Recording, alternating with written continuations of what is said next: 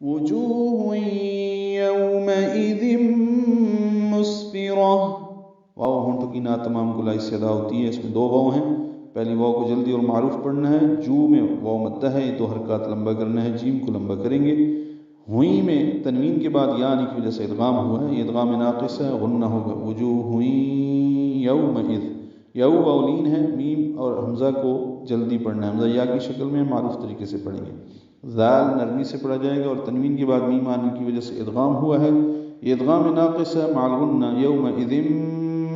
مسفرہ، سین ساکن ہے اور اس پہ ہمس ہے، فا کو اور را کو جلدی پڑھیں گے، را پر پڑھیں گے، تائے مربوطہ پہ وقف کریں گے، یہ ہاں میں تبدیل ہو جائے گی، وقفاً اس پہ ہمس ہوگا، سانس جاری رکھیں گے پڑھتے ہوئے، مسفرہ،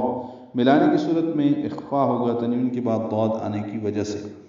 کتنے ہی چہرے اس روز چمک رہے ہوں گے، ضاحکۃ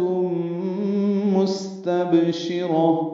ضاد پر ہے، یہ الف مدہ ہے، یہ بھی پر ہے، ہا وسط حلق سے ادا کریں گے، کاف باریک ہے، تنوین کے بعد میم آنے کی وجہ سے تم میں ادغام ناقص مع الغنہ ہے،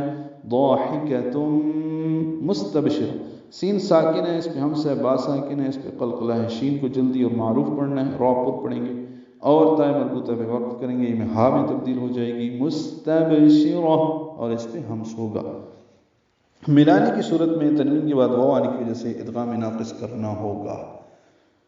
حشاش بشاش اور خوش و خرم ہوں گے،